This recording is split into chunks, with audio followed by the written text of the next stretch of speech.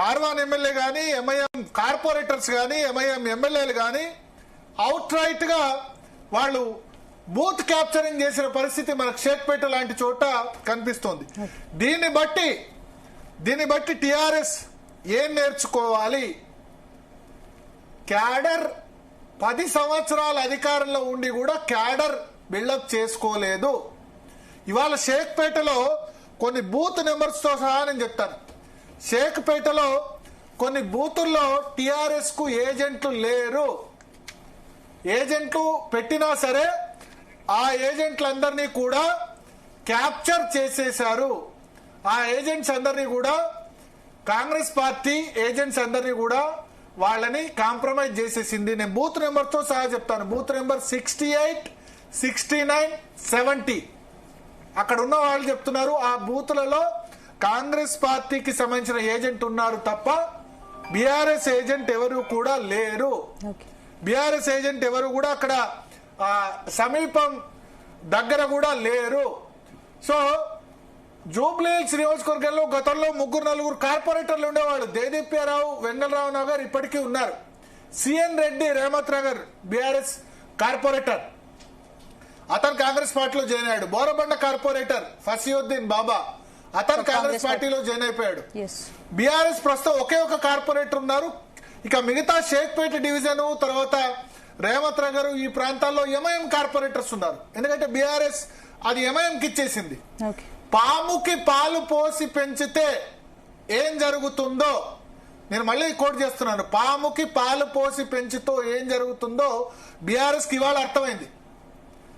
MIM వాళ్ళు అధికారంలో ఉన్నప్పుడు కాంప్రమైజ్ అయ్యి మేము బాగానే హైదరాబాద్ సిటీ ఎంఐఎంకి వదిలేద్దాం, ఓల్డ్ సిటీ మేము వదిలేద్దాం, మిగతా సిటీ చూసుకుందాం అనుకున్నారు కదా. ఇవాళ ఎంఐఎం ఏక్కు మేకే కూర్చుంది బీఆర్ఎస్ కి. ఇవాళ కాంగ్రెస్ పార్టీ జూబ్లీహిల్స్ సీటులో ఆధిక్యత కనబరిచే దిశగా ఉందంటే కారణం ఎంఐఎం. షేక్పేటలో వన్ సైడ్ రిగ్గింగ్ ఎంఐఎం చేసేసింది. వన్ సైడ్ ఎంఐఎం ఉన్న దగ్గరికి ఇప్పుడు ఎవరైతే బీజేపీ కార్యకర్తలు ఎప్పుడు కూడా ఎంఐఎంతో ఫైట్ చేస్తూ ఉంటారు. పాత బస్తీలో రిగ్గింగ్ జరుగుతుంది. హైదరాబాద్ సీటు దేవుడికి ఇచ్చేసినట్టు మనం అంటాం కదా, వాడు దేవుడికి ఇచ్చేసినట్టు ఎంఐఎంకి ఇచ్చేయాలి. ఎందుకంటే వాళ్ళు ఆ ఓటర్ లిస్టు తెలియదు ఎవరికి, అక్కడ ఏ విధంగా రిగ్గింగ్ చేస్తారో అదంతా కూడా ఇవాళ బీఆర్ఎస్ కు తెలిసి వచ్చింది. అంటే మీరు 10 సంవత్సరాల అధికారంలో ఉన్నంత కాలం ఎంఐఎంతో మా ఫ్రెండ్లీ పార్టీ అని చెప్తే ఇవాళ మీకు ఏకు మేకై కూర్చొని వాళ్ళు మీకు అధికారంలో ఉంటే వాళ్ళకి సపోర్ట్ చేస్తారు. ఎవరు పార్టీ అధికారంలో ఉంటే సపోర్ట్ చేస్తారు కానీ ఈ విధంగా రిగ్గింగ్ చేయరు. ఇప్పుడు షేక్పేటలో రిగ్గింగ్ చేశారంటారు కదా, రిగ్గింగ్ చేసింది కాంగ్రెస్ నేతలు కాదు, MIM corporator, MIM MLA Kausar Mohiuddin, Karwan MLA Kausar Mohiuddin దగ్గరుండి రిగ్గింగ్ చేయిస్తున్నాడని చెప్పి బీఆర్ఎస్ నేతలు ఆరోపిస్తున్నారు. దీన్ని బట్టి అర్థం ఏంటి స్పందన? దీన్ని బట్టి అర్థమైంది ఎంఐఏకు మీరు పాముకు పాలు పోసి పెంచితే ఏం చేసింది? మీకు పాముకు పాలు పోసి పెంచితే విషమే చేస్తుంది. ఇప్పుడు కాంగ్రెస్ కూడా సంతోషించవచ్చు. అంటే free and fair election MIM గట్టిగా రంగంలోకి దిగితే ఫ్రీ అండ్ ఫెయిర్ ఎలక్షన్ అనేదే ఉండదు. ఎందుకు గెలుస్తుంది? ఒట్టిగా ఆ ఓటర్ జాబితాలో 4 లక్షల మందిలో ఇప్పుడు ఇవాళ నమోదైన ఓట్లలో ఇవాళ బై ఎలక్షన్స్ 8 రాష్ట్రాల్లో జరిగాయి. అత్యంత తక్కువ పోలింగ్ జూబ్లీహిల్స్ లో నమోదైంది. ఇన్ని దొంగ ఓట్లు వేశారు అని చెప్పి ఆరోపణ చేస్తున్నా అత్యంత తక్కువ పోలింగ్ జూబ్లీహిల్స్ లో ఎందుకు నమోదైంది? కారణం ఏంటంటే అన్ని బోగస్ ఓట్లు. 4 లక్షల ఓట్లలో 2,50,000 మించి ఓట్లు లేవు. మిగతా 1,50,000 ఓటర్లు ఎక్కడున్నారో ఎవరికి తెలియదు. ఇప్పుడు ఇది నిజంగా షాకింగ్ భరత్. ఓటర్లు ఓటు వేయడానికి ఆసక్తి చూపలేదు. ఎందుకు అత్యల్పంగా నమోదైంది? ఓట్లు ఉంటే కదా అసలు 60 నుంచి 65% ఓటర్లే. మిగతా అంతా బోగస్ ఎన్రోల్మెంట్, లేకపోతే ఇక్కడ ఉన్నవాడు వేరే దగ్గరికి వెళ్తాడు. 2 ఓట్లు ఉంటాయి. ఒకసారి ఇక్కడ కిరాయికుండి వచ్చి వేరే నియోజకవర్గం వెళ్ళిపోతాడు. కొన్నేమో బోగస్ ఓట్ల ఎన్రోల్మెంట్. వాళ్ళు వస్తే వస్తారు, లేకపోతే లేదు.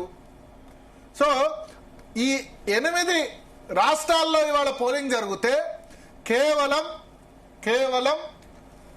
తెలంగాణలో మాత్రమే అత్యల్ప పోలింగ్ శాతం నమోదైంది. జూబ్లీహిల్స్ లో 47% వరకు 55% క్రాస్ చేయొచ్చు. అయినా సరే పోయినసారి కంటే ఎక్కువనే.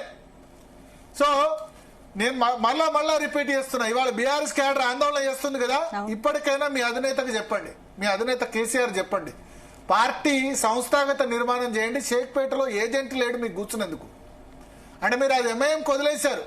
ఎందుకంటే షేక్పేట డివిజన్ లో కార్పొరేటర్లు ఎంఐఎంకి వదిలేశారు. ఫ్రెండ్లీ కంటెస్ట్ లో వాళ్ళు గెలిస్తే గెలవడానికి వదిలేశారు. ఇప్పుడు ఏం జరిగింది? మీకు కూర్చున్నందుకు అక్కడ ఏజెంట్ లేడు. మీరు ఇచ్చిన ఏజెంట్లని కాంగ్రెస్ పార్టీ నిన్ననే వాళ్ళందరినీ క్యాప్చర్ చేసేసింది. వాళ్ళేం భారతీయ జనతా పార్టీ కాదు కదా, సిద్ధాంతం ద్వారా వచ్చిన వాళ్ళు కదా.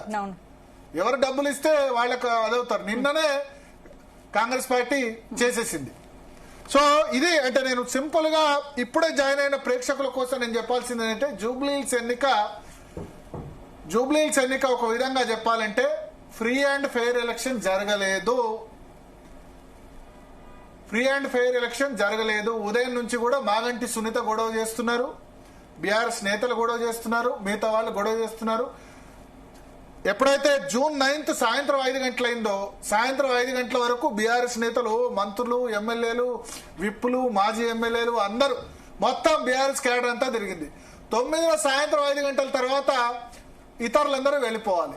ఇతరులంటే జూబ్లీహిల్స్ నియోజకవర్గంలో లేని వాళ్ళంతా వెళ్ళిపోవాలి. అప్పుడేం జరిగింది?